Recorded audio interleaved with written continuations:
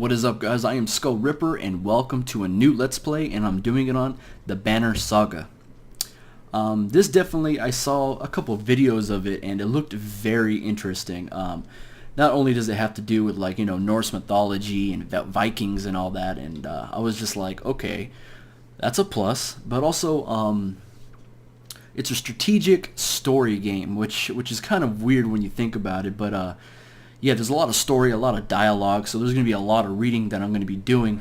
But the battle style was very intriguing to me. It's almost like kind of like a chess, but like you set up your characters. I think you have like a 6 characters, and you set them all up, and then you go up against other characters. And along with this grand story of you venturing with a caravan and building armies and stuff like that, trying to go up against the Dirge, which is trying to kill everybody, the whole world.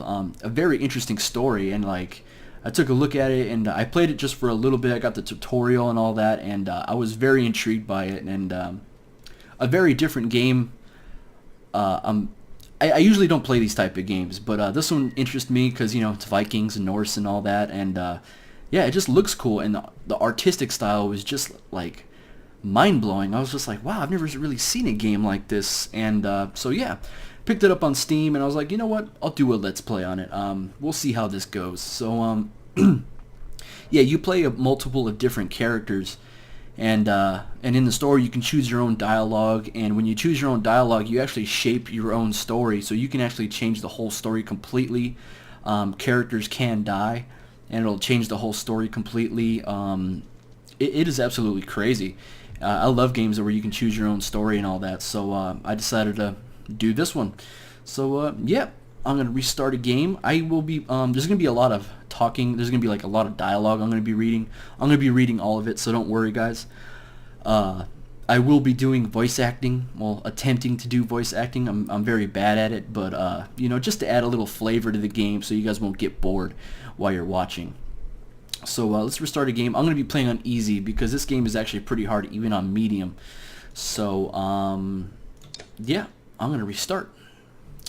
The story in the Banner Saga changes based on the choices you make. You will occasionally switch between lead characters, witnessing the story unfold from different perspectives, which is awesome. The gods are dead. In their wake, man and giant survived through a tenuous alliance, driving black destroyers called Dredge deep into the northern wastes. Now is an era of growth and trade. Life goes on. Only one thing has stopped: the sun. What happened to the sun?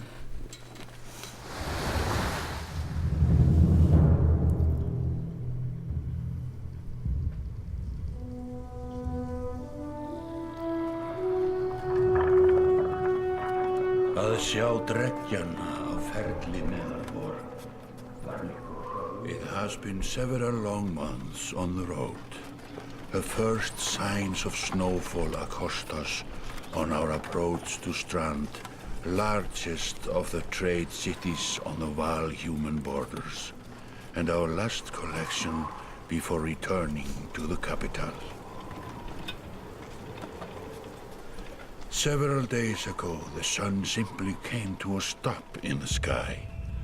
Though during these long winter days, none of us can be certain how long it has been this way. Some of the men in the caravan have taken it as a dire omen. I am not quick to superstition, but I myself will be glad to be done with this year's rounds. We have been warned by stranded travelers about brigands on the path through Ridgehorn, our road home. Our captain seems unconcerned. Perhaps he is as eager as I to be done here. We will rest here this day and inquire further when we speak to the governor.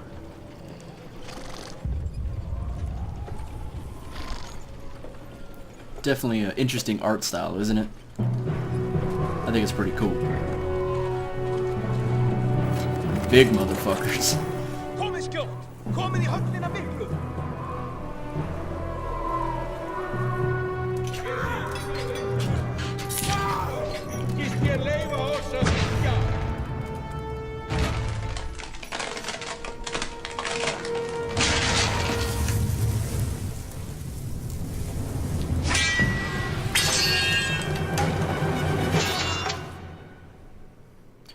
big dudes. Those are the giants. So this is where the tutorial begins, which is pretty cool because it kind of interacts with the story. It's kind of cool. But this is where we get to learn how to play.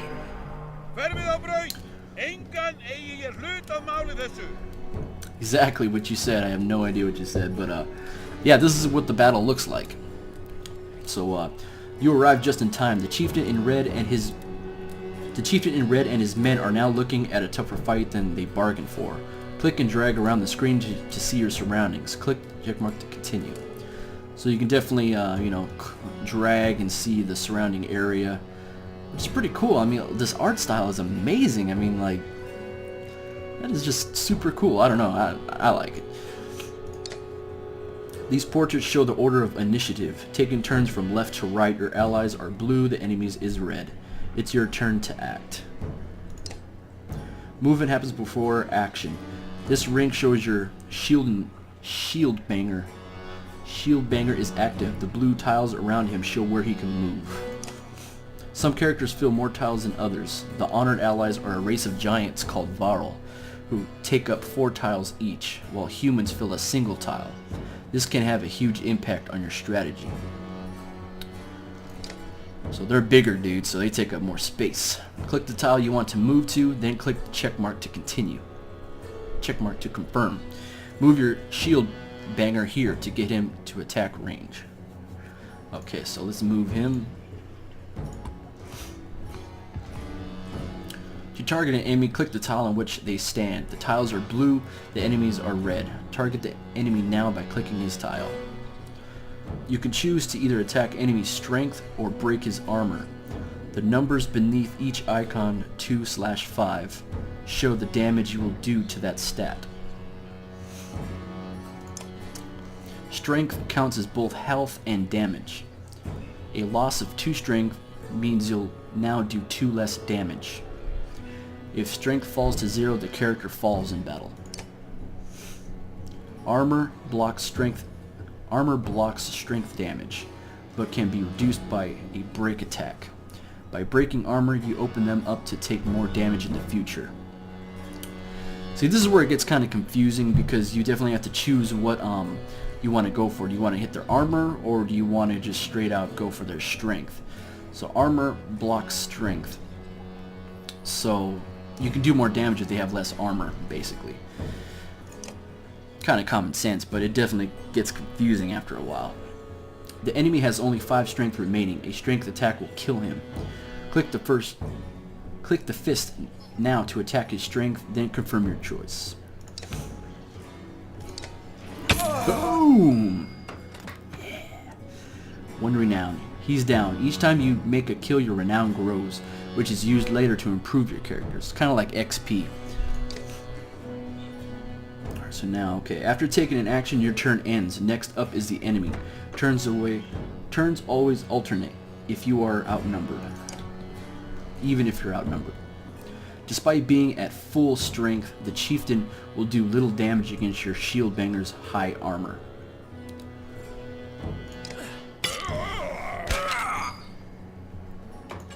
So if I press this button up here, it'll show like the stats. So our guys are crazy strong. 10 armor, 13 strength. These guys are pretty weak, so... Alright, now is your Warhawk's turn.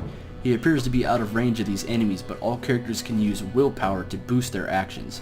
Willpower is a limited resource, so use it wisely. So here, over here on the left, you got your armor. So this guy's, you got your armor, strength, willpower, exertion, armor break, and ability rank. So let's go charge these motherfuckers. By clicking on gold tiles, a character can move further than usual at the cost of 1 willpower per gold tile. Tile red. What? Sorry guys, I usually wear my glasses when I play these games, but I was like, nah, I don't want to wear my glasses. Okay. Pulsing tiles beneath the enemy show how close you'll have to get to be in range. Move your Warhawk into attack range. Boom.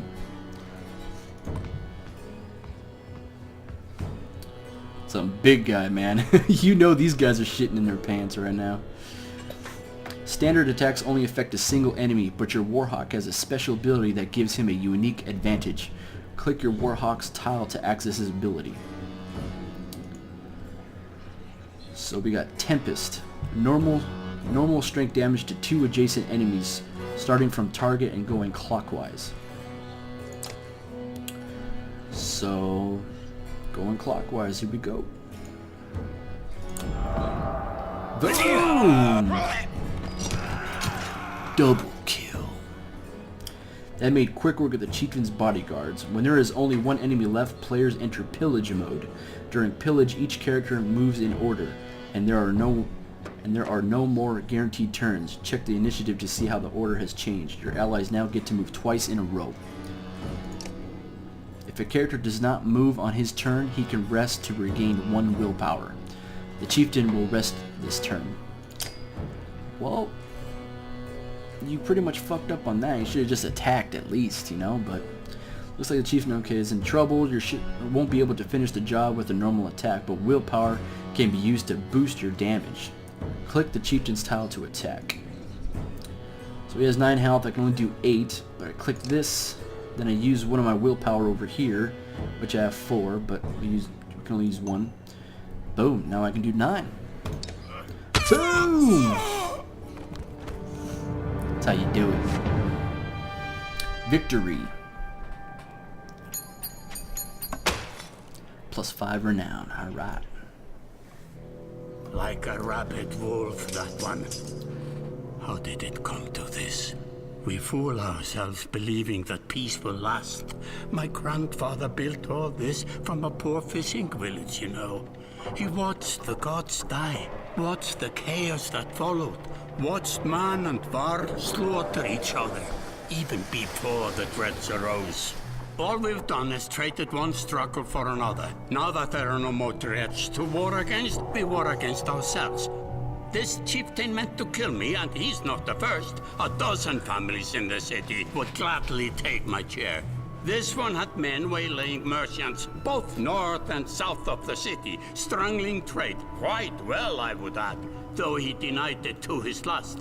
This sort of wolf doesn't stop biting because the head is cut off. It just grows a new head. I am in a bad way, my friend. Help me finish this fight, and I'll gladly send you on your way with double our king's tithe. Take any men you need. They're loyal, I promise you that. They will meet you down in the proving grounds.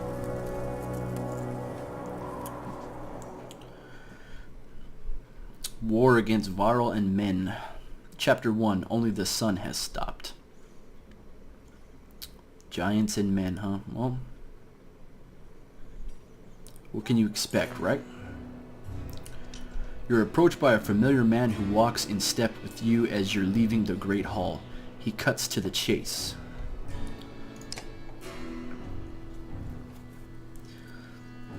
Eric. Thought it was like Eric. Eric. Eric, steward of Strand. I manage the governor's business. Ubin, is it?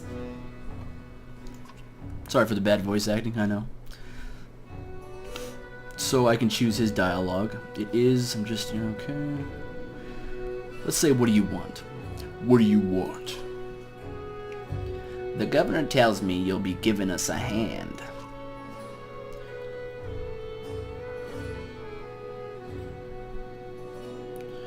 Seems a bit chaotic around here, Eric. It's been worse. We've got a lot of irons in the fire. What does he want exactly? Skelfings that you didn't hack up in the Great Hall scattered after you took out their chieftain. The governor just wants to make sure they stay down. Was hoping you'd join me at the marketplace by the docks. If there's anyone left to worry about, I know who can tell us. He sounds like this to me, you know? I don't know why. He just sounds like this.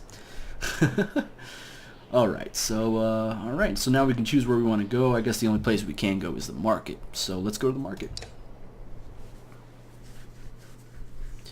Let me handle this. You meander through a row of open-faced houses and eroded stalls. Colored canvases flap on flap on a briny current. One man in particular blanches as you approach. Had, I'm not in the mood today. For what? Talking to an idiot. The Scowfang's chieftain bled out about an hour ago, Had. So when you tell me where your rat anus... You tell me what rat anus the rest of them crawled back into. Nobody's going to try to kill you this time. They don't talk to me.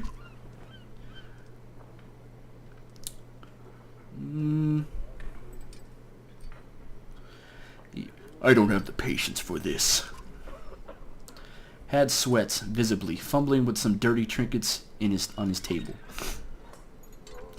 Wait, just buy one of these. If everybody thinks I'm getting worked out every week, how am I supposed to know what? How am I supposed to know much? Just a little food money, yeah?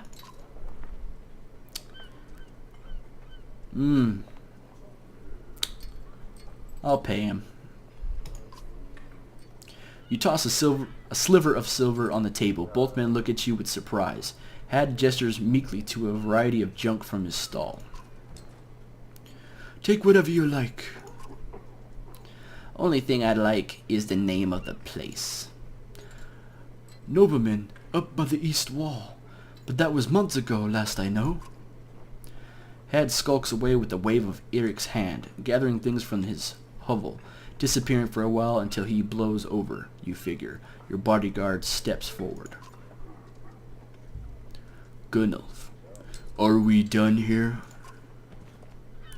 Gunnulf, were you wearing green back at the Great Hall? No, just bought 'em while you were walking around. Why? You look like a frog? No reason, they look good. I'll say no reason. He's my bodyguard, I'll go easy on him. Gunnulf goes off to look at more stalls. Eric, that man of yours seemed unreliable at best. A blind dog wouldn't trust Had, but he used to be Scowfang. If they're licking their wounds, they're probably gone to old haunts, not new ones. Nobleman is a mead hall? Best I can tell, the name's ironic. Listen, I know a guy who would love to put a few of these skulls in the ground. I'm going to find him. I'll meet you there. Shouldn't we have approach of some sort? Shouldn't we have an approach of some sort? What a luxury. Come on, you already mopped up worse today. Just make sure the governor remembers his promise. Double the usual tithe. I'll remind him. Definitely interesting. Alright, so time to go to the mead house. You arrive in front of what must be noblemen. A few minutes later, Eric appears with a weather-beaten man introduced as Valgard. I'll point them out. Eric says over his shoulder. Ready? Let's get it over with. You're walking through the front door. I'd rather sit this man out. Let's get this over with. That's the spirit, says Valgard. Okay, here we go. Valgard boots the front door open so hard it won't close again without repair. As you enter the hall, Eric is already at the head of the table, his axe drawn, wide-eyed, drunken Scowfang scramble to find their own weapons, turning tables and mead steins in the process. They fuck shit up. They gave 0 fucks. Are we actually gonna fight here? Oh, I guess so. Okay.